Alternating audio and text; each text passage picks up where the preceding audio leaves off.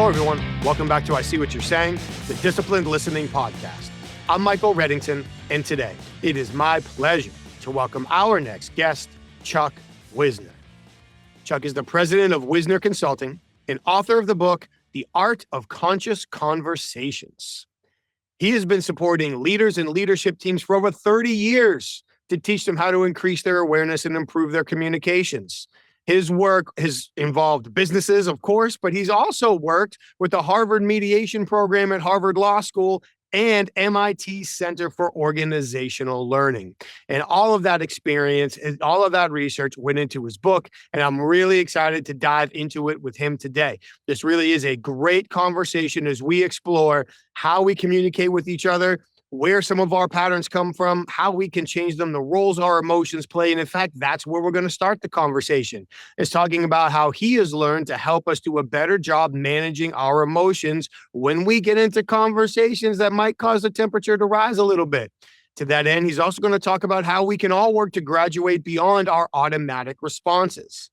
He's going to share something I thought was very interesting and applicable for all of us, the 4 key elements to all of our opinions and judgments, how we can identify them, process them through questions, and use them to our advantage.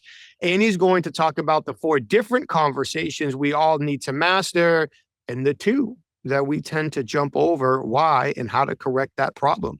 It's a great conversation. I'm really happy to have had the time to talk with Chuck today, and I'm very happy that you've all taken the time to listen to us.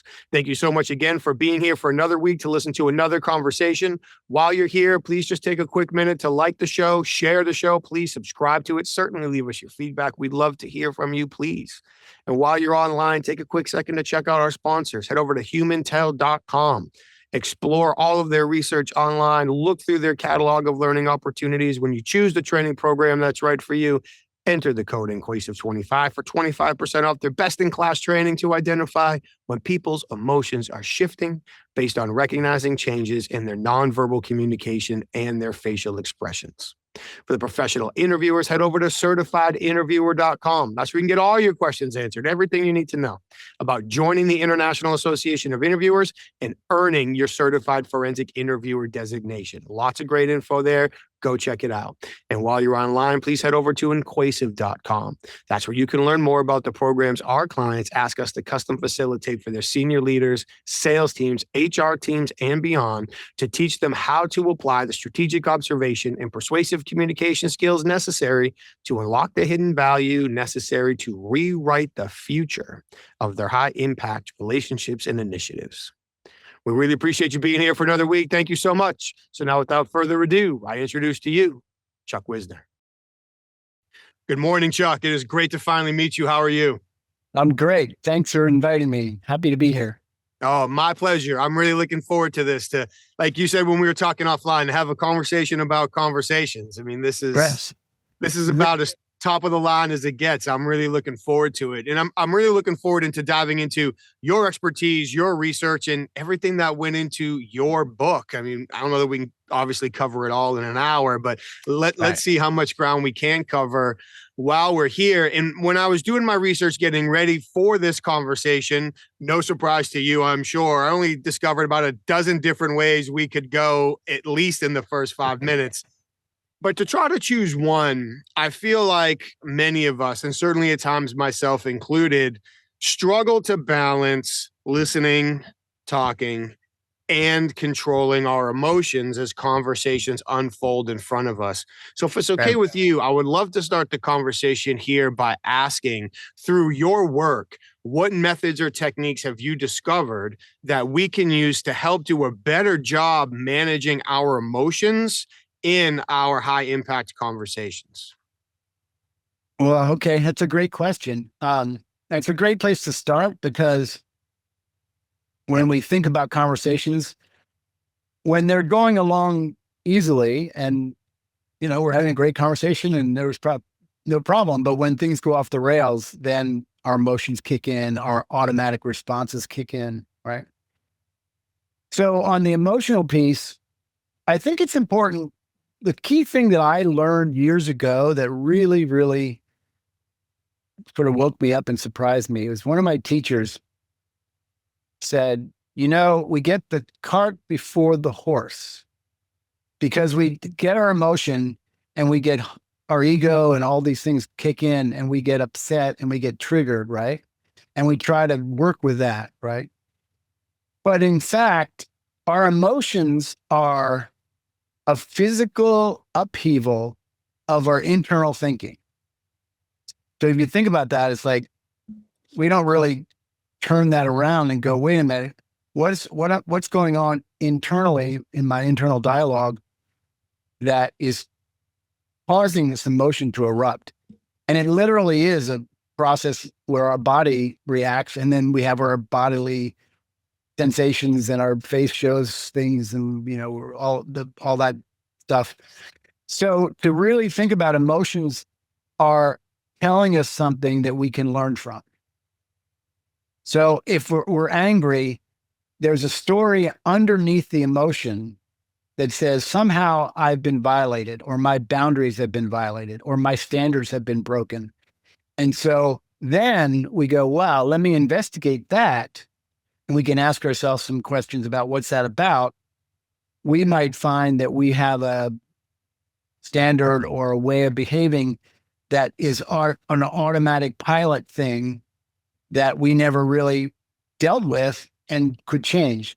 Example, when my kids were young, they're grown men now. When my kids were young, I had two crazy boys, and they would get a little crazy in the car or somewhere. And if my wife got upset, then I would lose it, and I would get angry, and I would holler, and I would scream. Everyone would end up in tears. And when I said, wait a minute, that's not the dad I want to be, because obviously there's not a good result here, right? And so when I looked at my anger, it turns out that I was protecting my wife, which is a deeper story about how I protected my mother from my father. So I was running this automatic pattern. When my kids got out of control, my wife got upset, I turned into what I called my dad, whose name was Charlie. I turned into Charlie. And it was unconscious on my part. It was just sort of the pattern that I developed over time. So when I was able to look at that anger and go, wait a minute, what am I really angry about? I'm angry because my wife is upset because I had this thing about my mother being abused by my father. I could undo that. I could unspiral that and not get trapped in it. And that was amazing. I mean, then I could say, okay, I need to do better. Now I know what I can do better. I know why I'm doing it. And I could say to the kids, hey, you're out of control, you're getting out of control. Charlie's going to come out. And if I said that, things would just calm down, right? So that's just one example about going under a emotional reaction to figure out what the hell's there. Yeah, I really appreciate you sharing the personal story. Thank you. And that level of self-awareness, I think, is quite unique for most of us. And maybe this gets back to the autopilot that you were mentioning. When we get angry, it is so easy just to blame the other person. Like, I'm not angry because there's something else going on in my life. I'm not angry because I had expectations that weren't properly aligned to the situation and then something else happened. I'm not angry because I haven't had lunch yet today. I'm angry because Chuck said something that made me angry. So it's got to be his fault. So for you to exhibit that type of self-awareness and really dive into that is truly an example for everyone to try to find the time to follow, or make the time to follow. And I'm sure it had very significant impacts on your family. So I'm going to make a leap here in a connection and tell me how far off I am. You talked about having our kind of autopilot responses, which we certainly all do. Yep. And as I tie some indirect statements together, it sounds like that is unconscious. Most of the time, we don't realize that's happening. But the name of your book is The Art of Conscious Conversations. So now, as I connect those two and start to make some assumptions about the discovery process that led to writing your book, just hearing one story, how unfair is that for me to make that leap right away? How can we start bringing a conscious aspect to what we often do unconsciously in order to improve our relationships and outcomes? Right. So that notion of investigating our own story is the first step, because that means we're becoming aware of something that was previously not accessible to us, right? So that's step one. The other part of the equation is our ego. So our ego is really talented and persistent on making us right, making us feel good about ourselves and all that, which is why we get into some of the trouble we get into. But the ego is puts us in like a fog. And the awareness, when we start looking at what's under my emotion, the awareness is sort of like the light that burns off the fog, right? So that's step one. Okay, we're stuck and we have an awareness, and then we have a choice. Now, when we get to a choice point, it doesn't mean that someone didn't do something that pissed us off, right? But it means our ability to respond to that is really different. So rather than blaming or shaming or whatever, we can actually go, when you said that, that really, I felt like that my standard of how a friend treats me or how a colleague treats me is counter to what you just did. Did you mean to really, put a dagger in my heart? Did you mean to hurt me? Right. And that's a very different conversation. Like you jerk, you just hurt my feelings and I never want to talk to you again out of our anger. Right. So this step of awareness, settling down the ego, having the wisdom to go, okay, what could be a response here that doesn't deny the problem, but does it in a very different, productive way, healthy way.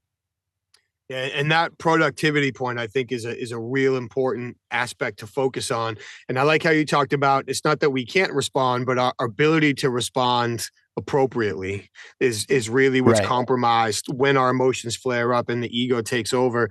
And it's always easier from the outside looking in to watch somebody else in a conversation and say, oh, they just responded that way to protect themselves in this situation, or they just responded that way because of this. But when it's us, now it's a whole different ball game. And you likely already answered this to a degree, but one of the things I read when I was getting ready for the conversation was you talk about slowing down the conversation in order to get ourselves in the right mental, maybe emotional place in order to have a more productive response.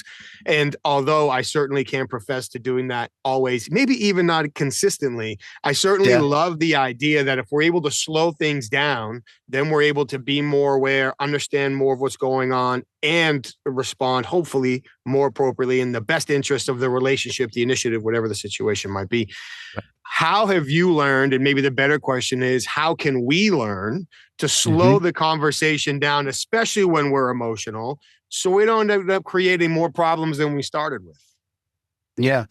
Okay. So there's a physical element here where I talked about the body being the body creating is sort of giving us an upheaval reminder of our internal thinking, right? The body element is always ahead of our neocortex thinking. So when we get angry or even sad or depressed or whatever, the body is there first because the body just is reacting to the chemical flush of our emotion. So being aware of your body as it relates to a particular trigger is really the first step of going, oh, wait, this is going on in my body. I'm getting triggered.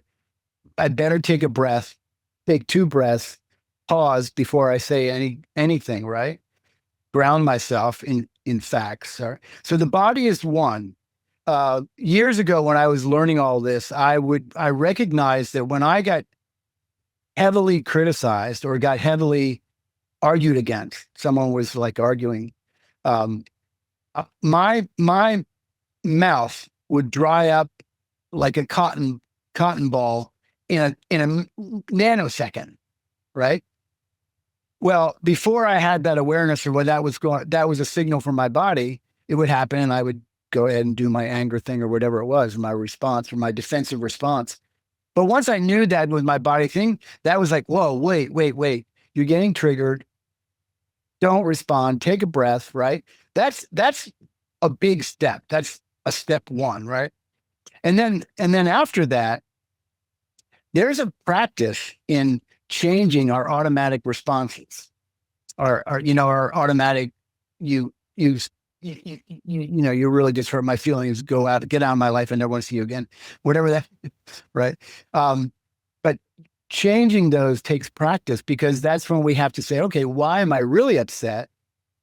And with time, we can process that emotion real time and turn it into something productive or something useful, not harmful to either party, but to be helpful in the conversation. So I have an exercise in my book where we can learn to process our private conversations, which are pretty toxic universally. We're having a conversation and it's all going well, but underneath we're thinking, she doesn't know what the hell she's talking about, right?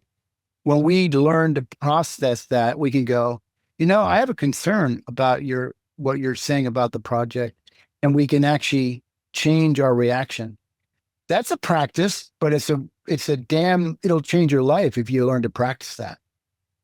Yeah, it certainly will. And I have a couple of questions, but I love your thoughts on this. My personal perception is that often if we're in a conversation and we say or do something we'd like to have back because of how we were feeling at the moment, it's because at that moment in time, satisfying our emotion was more important than achieving the outcome. Mm-hmm. And to your point, if we can kind of keep that big picture, now if you and I are having a conversation, you say something about the project that makes me angry, instead of going blame or shame, as you mentioned, because that's never solved the problem in the history of humankind, I don't think. So instead of going that route and saying, well, wait a minute, where is he coming from? Why am I upset? What are we trying to do here? And then calculating that response hopefully leads us to that more productive outcome that you're talking about. I don't know how well that lines up with your research and your work, but I'm very curious to your thoughts on that. Yeah, no, that's really true. And I call it a practice, because when we're changing patterns, and I also talk about our conversational patterns rather than our conversational habits, because it's a little less judgmental. If we can sort of step outside and look and go, oh, look I have a pattern of getting angry. Oh, I have a pattern of getting triggered by when the boss treats me that way. Oh, I have a pattern about my girlfriend. When we can step outside and look at our pattern, right? We're all of a sudden not attached. We're not attached from it, right? And we can have a new perspective, right?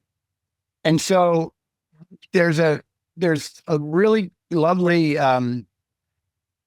trick that I have, and I would remind everybody to write this on a little sticky note, because every judgment and opinion we have, even if no matter how toxic it is, every judgment and opinion we have, there's 4 key elements.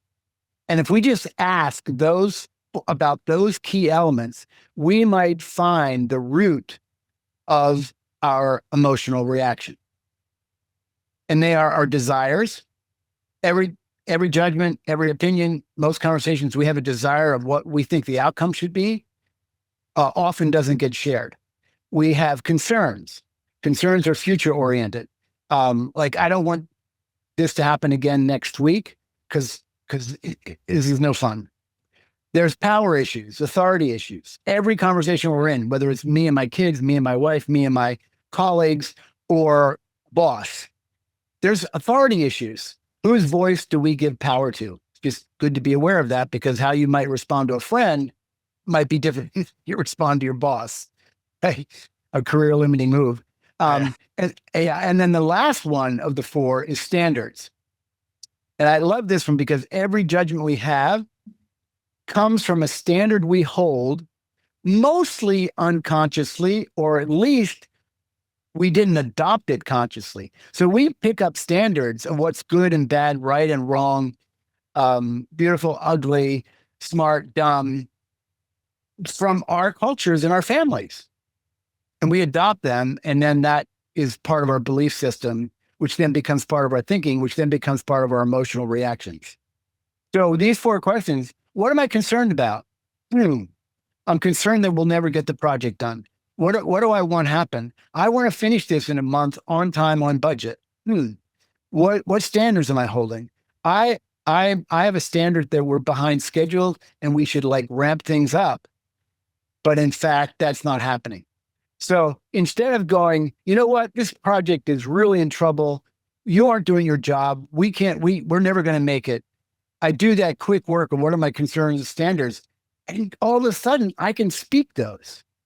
So I can change a tough conversation or an accusatory conversation into something like, instead of going in with a fist, I can go with an open hand and go, I have a concern. Let me tell you what my concern is. Do we share that? I have some standards and I'd like us to ramp up so we can finish this thing on time. What are you thinking? That's a totally different conversation than an angry response. Does that make sense?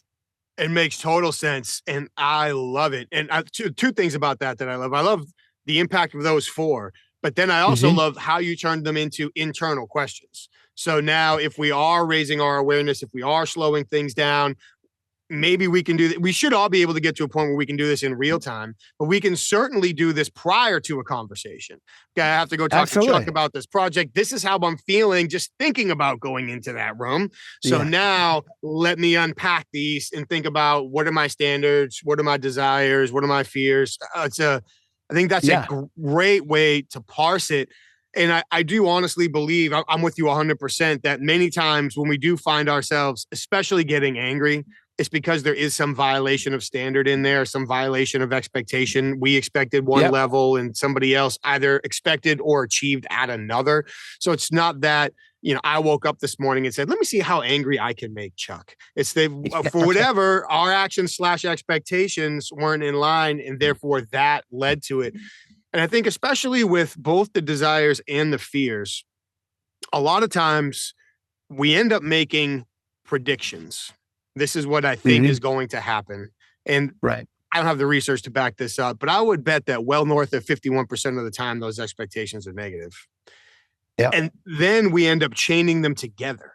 So it's not like, well, I don't think Chuck is going to understand where I'm coming from, and I don't think he's going to be ready. I don't think Chuck's going to understand where I'm coming from, and he's not going to be ready, which means I'm going to have to talk to him about this. And that's going to upset me. And then I'm going to have to do all this extra work. And then we're going to be behind on the project. And once we're behind on the project, this other project's going to fall behind. And now I'm going to miss my kid's football game this weekend. And I am so friggin' angry. Like, Like and this guy is not doing his job. Someone should hold him accountable. Yeah. And who should that someone be? I'm just curious. We end up chaining these predictions together. And now we end up in an emotional state that could be 5 or 6 times removed from where we actually are. And I think this ties back into listening a little bit, because how we end up listening to people is often based on these potentially erroneous and chained together predictions that we make. So I know that a lot of what you do ties into listening as well. So as you look at tying the listening component into these 4 elements and even beyond, how do you see that interfacing and where we can improve as well? Yeah. So I want, before I answer that question, and if I forget the question, you can tell me. But to ease people's worries about the work that's involved here, when I say practice, I mean that literally we're screwing around with neurons in your brain, right? Because we have a pattern that maybe you've had for 40 years, right? And now we go, oh, well, that's not serving me very well. Let me work this. Let me understand what's underneath, right? Well, there's no switch. There's no magical switch that you're going to do that better tomorrow. But your awareness and your work of saying, let me really understand this. Let me take it apart, like my anger, right? That's a process. And I think like, okay, you can have that. And then the next day, something might happen. You get your trigger. You react the way you don't want. But 10 minutes later, you go, oh, dang, I did it again. Then that's a point of learning. And then 2 weeks later, you do it. But 1 minute later, you go, dang, I just did that. But you're still in the meeting, so you have time to recover. So it is a process. And that's why I call it a practice. So I just wanted to say that be patient and non-judgmental with yourself, because you're changing patterns that you've had for a long time, and they take a little effort, right? And now your question was, remind me your question. Tying this into listening. So Oh, yes. specifically, the Yes. jumping point for me was the 4 elements you mentioned, because I feel like they tie into how we receive messages as much as how they communicate them, how we communicate them. But Yes. take that any direction that you want. Yeah. Yeah. So when we tie this into listening, here's the first connection. To change your listening, you got to start at home. You got to start with yourself. So when we say investigate your emotions, investigate the thinking under your emotions, you're doing that internal work, because that frees you up, so that this noise in our brain isn't taking up so much energy, right? And we can transform some of that negativity.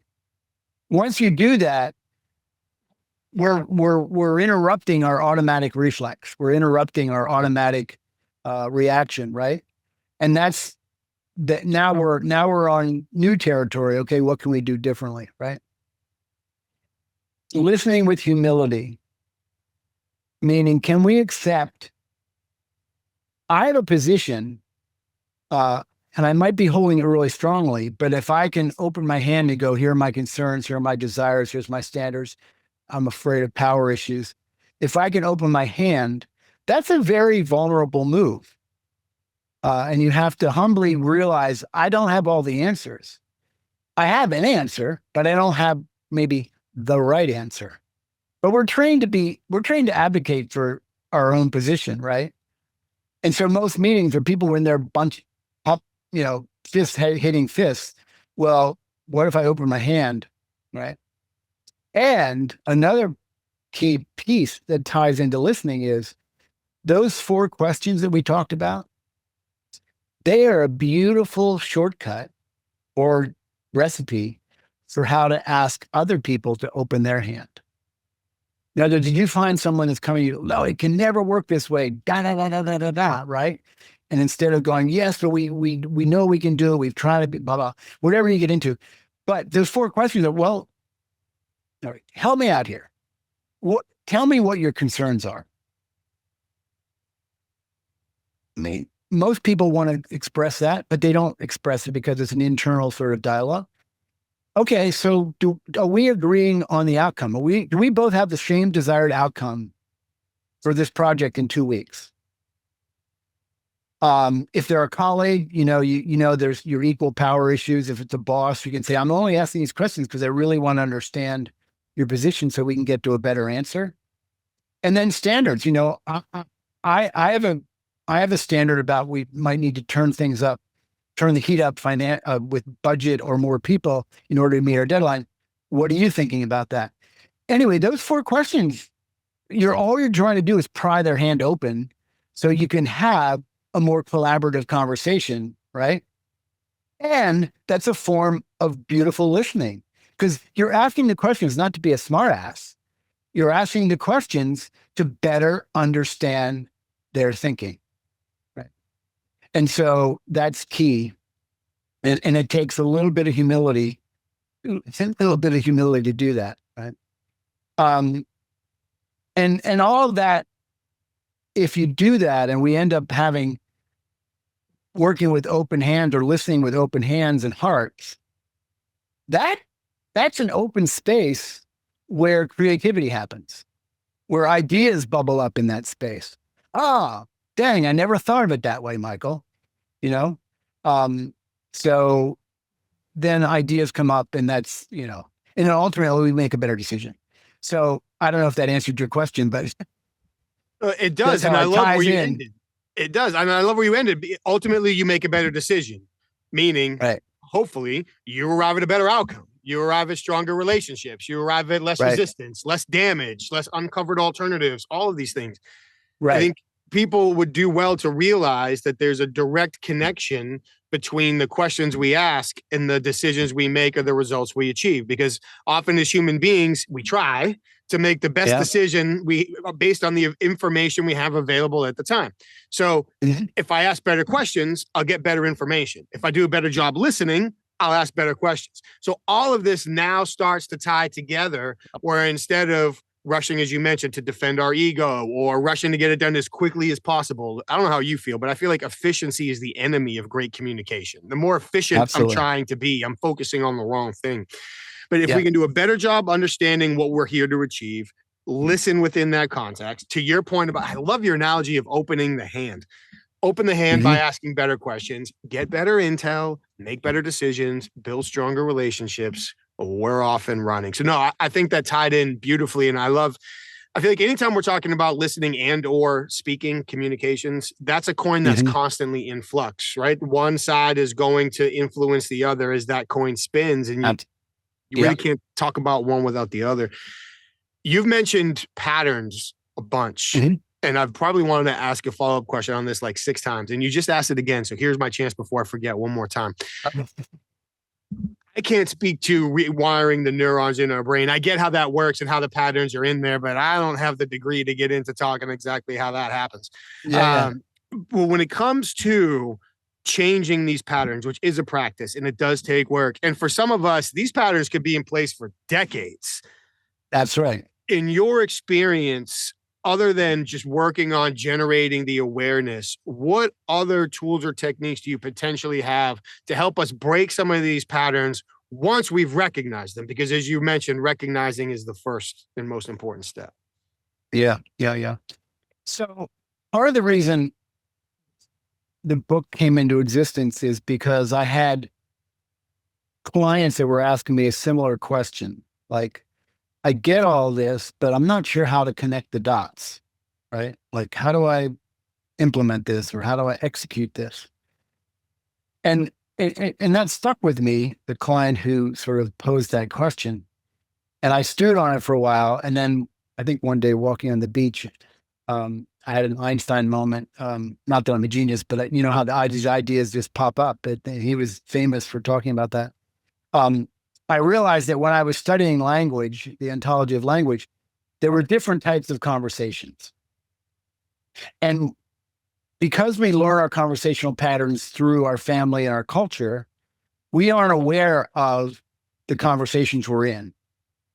And I love the saying, we're like fish in water. We're humans in conversation, but we don't know the waters we're swimming in.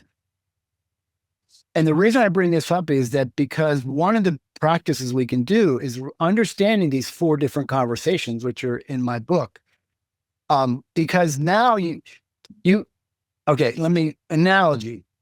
If you and I went to Alaska and we spent 6 months with Inuits, we would learn their 30 plus names for snow because their livelihood depends on the snow, right?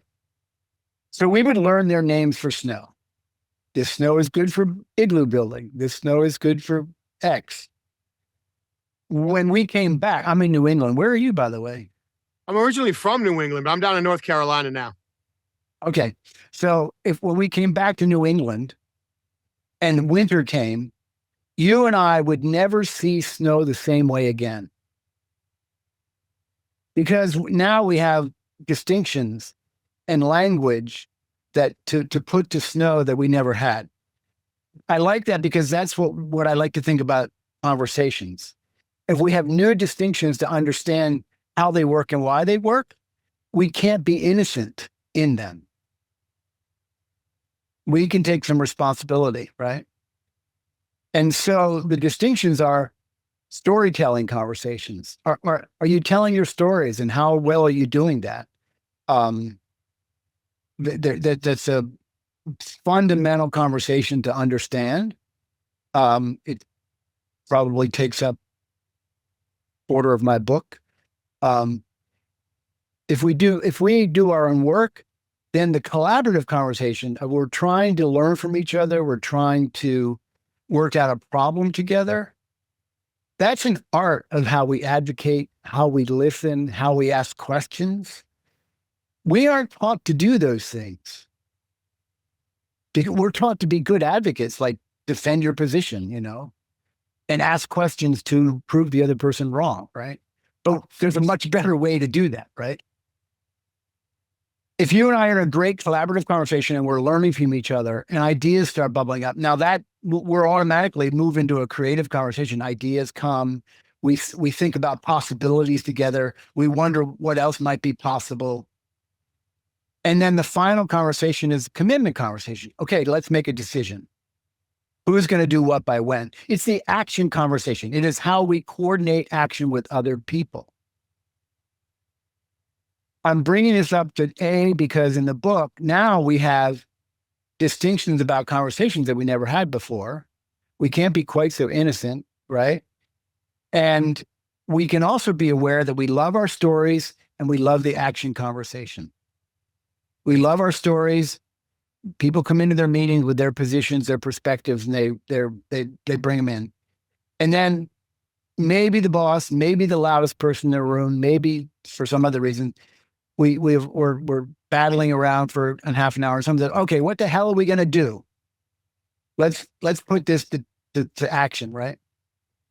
Nothing wrong with the action conversation, the commitment conversation. That's how we make decisions. But we totally bypass the middle two conversations.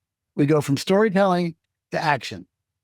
The middle two conversations, collaborative, learning from each other, pushing on each other, debating each other, taking things apart, and the creative conversation, what's possible, right? Those two are juicy. And because of our attachment to the other two conversations, we do what I call a conversational bypass, right? And so one thing for a leader would be to say, we're going to consciously walk through each of these conversations so that in the end, guess what? What we said earlier, you will make a better decision having done the work of the two middle conversations.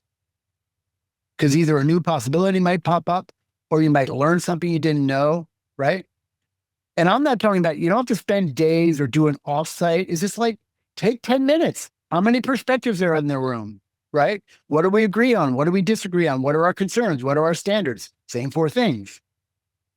Okay, before we jump to conclusion, what other possibilities might be missing? Take 10 minutes, whiteboard that, have at it, right?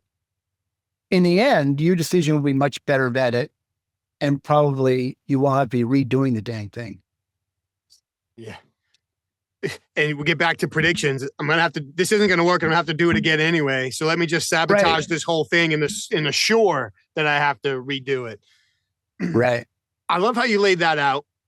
And I think for people listening, we can think of so many meetings or conversations we've been in where somebody maybe starts the conversation or jumps into a conversation and we're sitting there listening and potentially thinking, what's the point?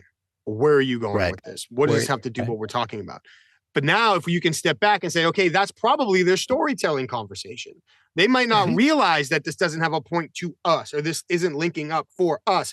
But at this point, because of where they are, their story, their perspective, their experience, for whatever reason, maybe the ego, maybe previous fears, future concerns, whatever it is, it's important that they get that out.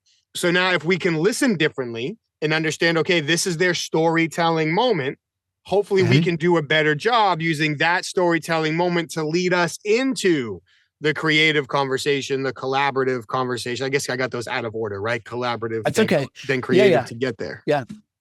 And because the art of the collaborative conversation is, we're trained to be good advocates, but the counter is, how do we be good at inquiry?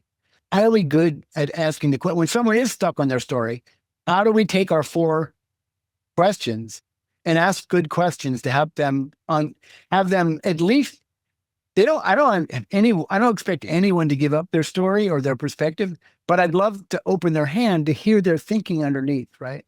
And so the collaborative conversation is the art of that inquiry. Like, help me understand how you're thinking this way. Help me understand what experience you had that gives you a concern, right? That's a totally different conversation than just them telling their story and then me going, oh yeah, well, me saying inside, well, that doesn't relate to me, so I'm just going to ignore that. Yeah. Or I'm going to push against it. Right? Yeah. When you talk about, which I totally agree with, that we were taught basically to advocate for positions one way or the other, I feel like as human beings, we were all taught, usually unofficially, how to Mhm. communicate as children by Right. adults who talk to us as if we were children. And then we grow up Right. to become adults who have to talk to other adults, but all we know is how to talk to people like kids. So we end up Yeah. treating these other adults like children and wonder why all this falls apart. And then, of course, we blame and we shame and we do some of the other things that you mentioned earlier. So I love how you're breaking it apart and lining that up. And I do, again, I agree that art of inquiry becomes so important. How do I help somebody save face, not feel attacked, give them a window? And perhaps because my, I guess, accidental communication education in many ways came from investigative interviewing, learning that going with their story instead of against it is infinitely more productive. So instead of, Absolutely. I disagree, you're wrong, you're not seeing, you don't understand, your department doesn't have your experience, you haven't been ready. Yep. Just now, here we go. Right? You forced me to defend my position. That's what my dad taught me how to do. Put in your mouthpiece. Let's go.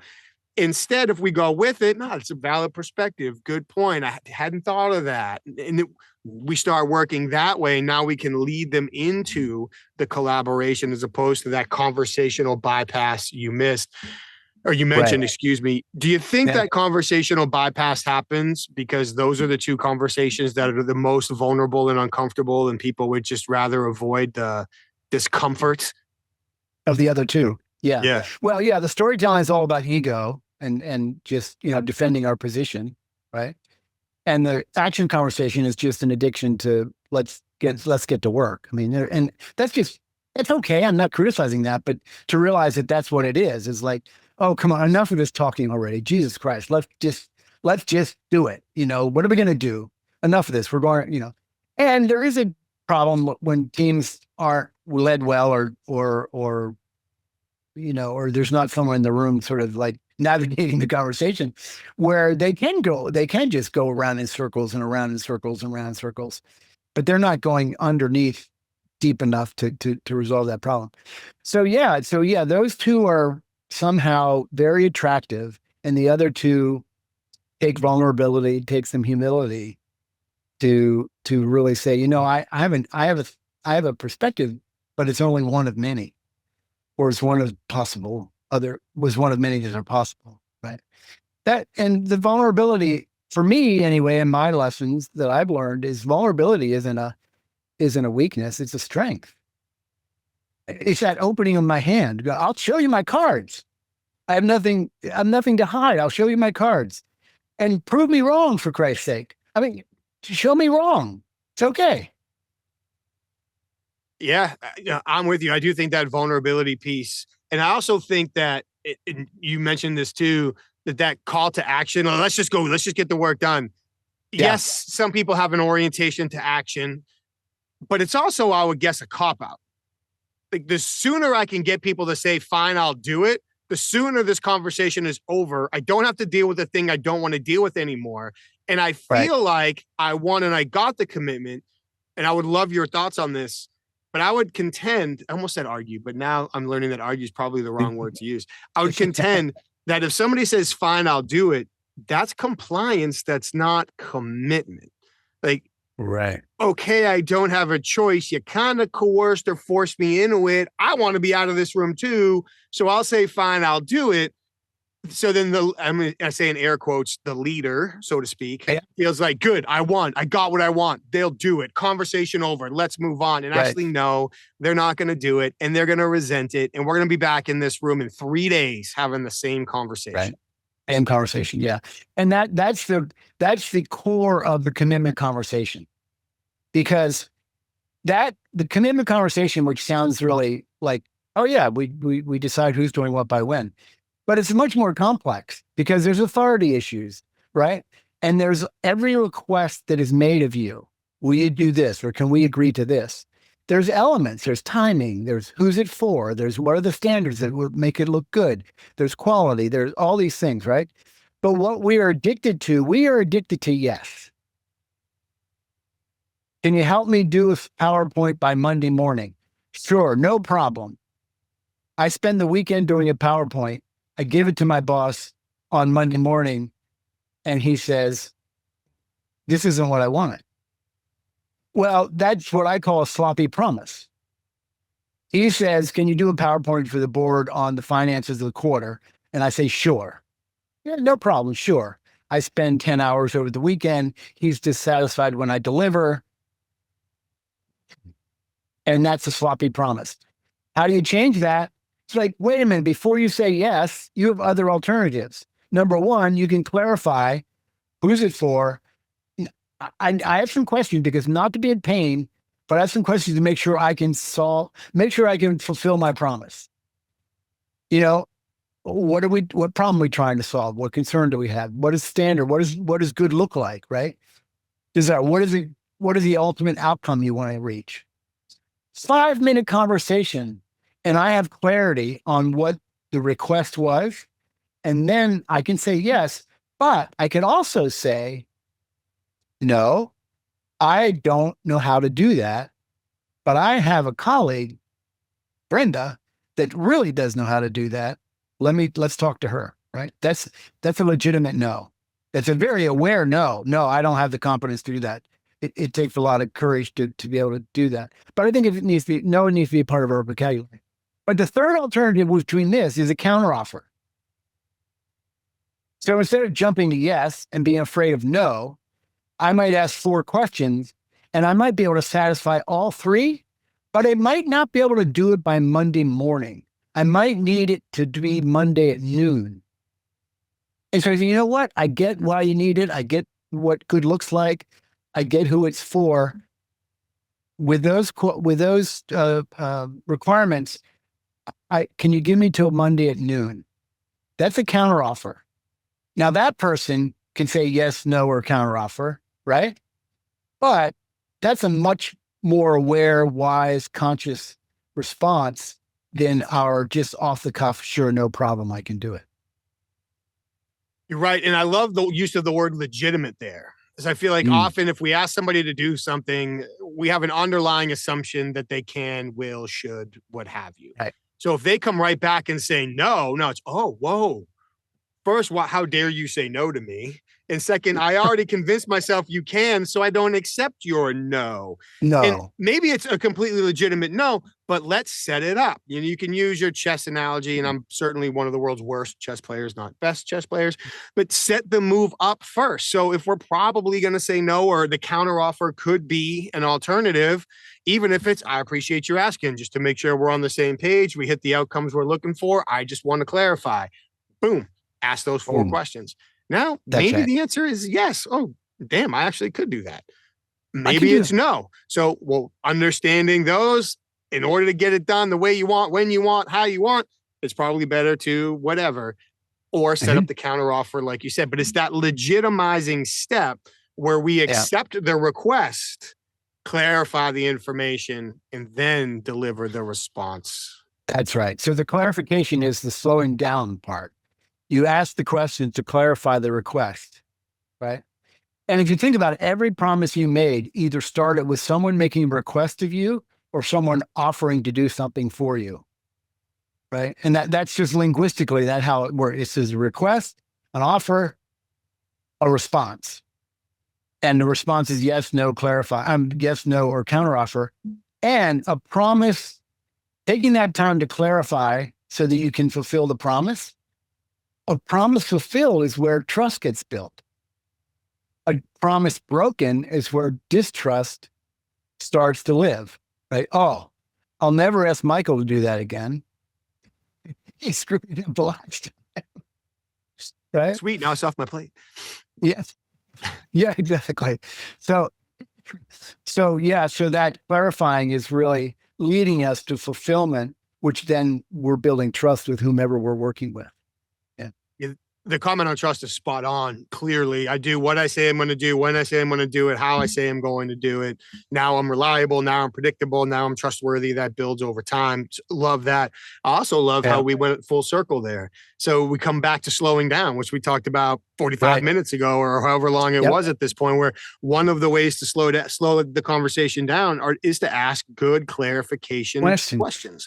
And if they're good Absolutely. clarification questions, it demonstrates interest, it demonstrates care, it demonstrates listening. It probably gets back to collaboration and creativity. So now we're actually leaning right into the steps that otherwise would have got skipped in order Right. to arrive at a clearer commitment at the end. So I love that.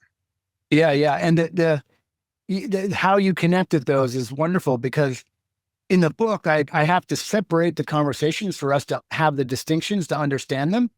But in real time, they're all weaving in and out of each other. But we can be aware, like even when someone's making a request and we're about to make a promise, there's room for clarification, which is collaboration, which is asking good questions, right? So that we have a better decision, better result. Yeah. So in Nice, many nice ways, connections. thank you. Thank you. And Yeah, so in many yeah. ways, that clarification step could be the key to tying these 4 conversations together and getting the clarity, the collaboration that we're looking Right. for. I know we Right. only have a couple of minutes left, and you said that the storytelling piece was a huge part of your book, and we probably could have another conversation just about the storytelling Is that, conversation. yeah, But with yes. the couple of minutes that we have left, I want to be very respectful of your time. I know you talk about useful stories and unuseful stories and working through them. So I probably want to dive into our own mind with the couple of minutes we have left. Yep. What pattern breaking processes or practices do you have to help us understand whether the stories we are stuck in are productive or not, and how to make the best of that opportunity? Okay. Example. I grew up in Pennsylvania, uh, a redneck grandfather, who was just, I think we don't have to explain that. You know, he had his way of thinking about the world. Um, I had 3 older sisters. I was the younger son. And as I was growing up, I didn't lean into hunting and doing all those things. I didn't like skinning the deer and getting sick to my stomach. I didn't, I didn't like killing the bunnies, right?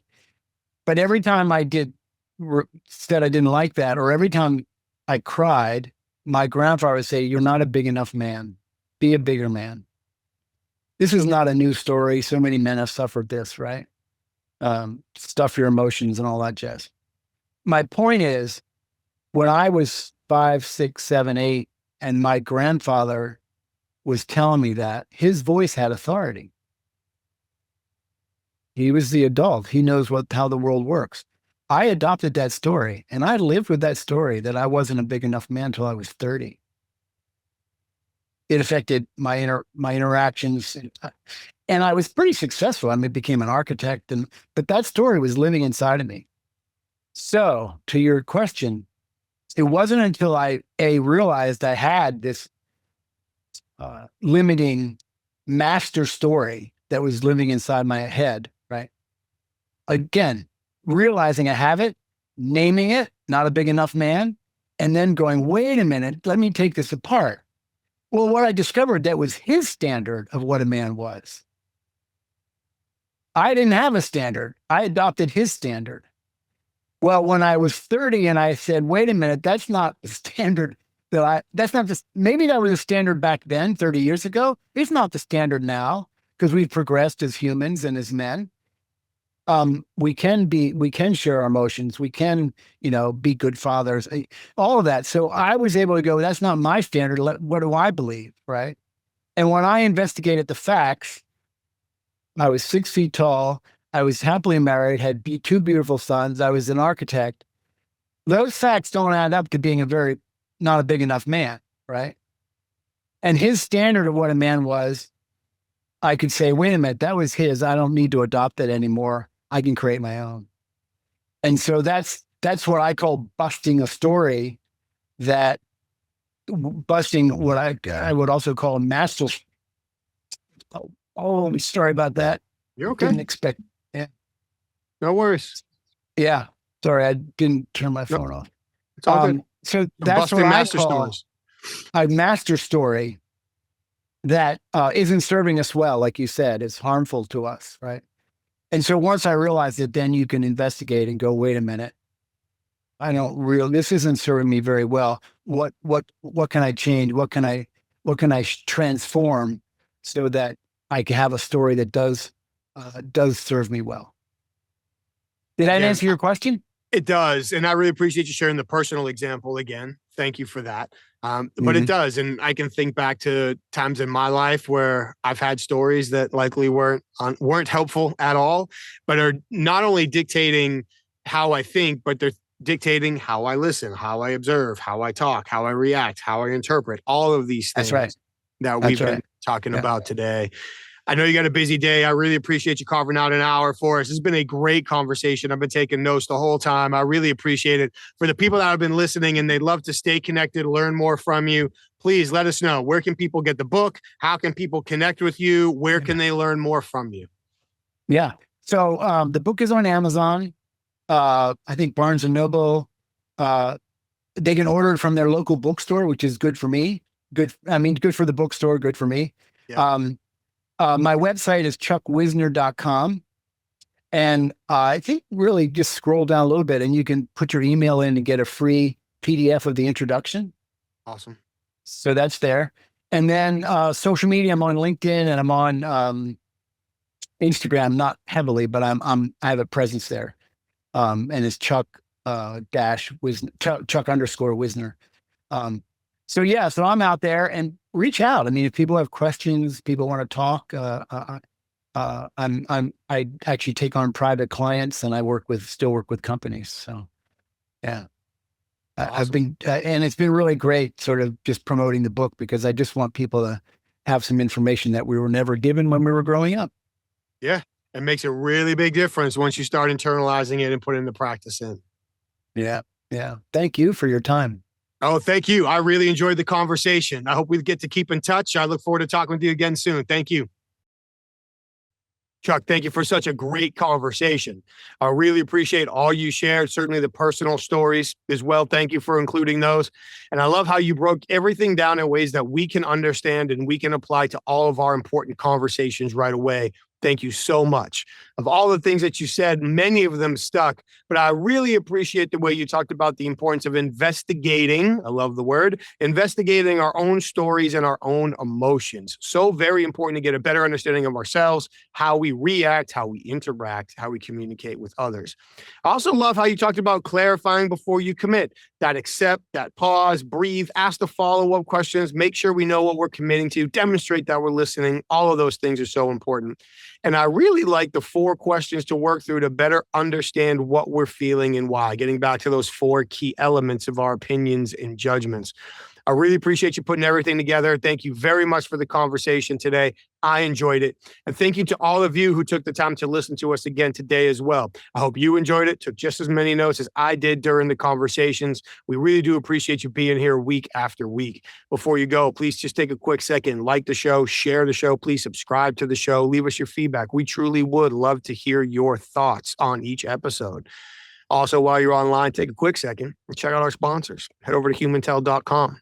While you're there, you can enter the code INCLUSIVE25 for 25% off their best-in-class online training to recognize when people's emotions are changing based on shifts in their nonverbal communication and facial expressions. I've done it all myself. I highly recommend it. For the professional interviewers, if you've got questions on joining the International Association of Interviewers and or earning your Certified Forensic Interview designation, please head over to certifiedinterviewer.com. That is where you will get all of those questions answered. And finally, while you're online, please head over to inquasive.com. That's where you can get all your questions answered about the programs our clients ask us to custom facilitate for their senior leaders, sales teams, HR teams, and more to teach them how to unlock hidden value in all of their high impact conversations. We really appreciate you being here every week. Thank you so much. Please stay safe, take care of each other, and we'll see you next time.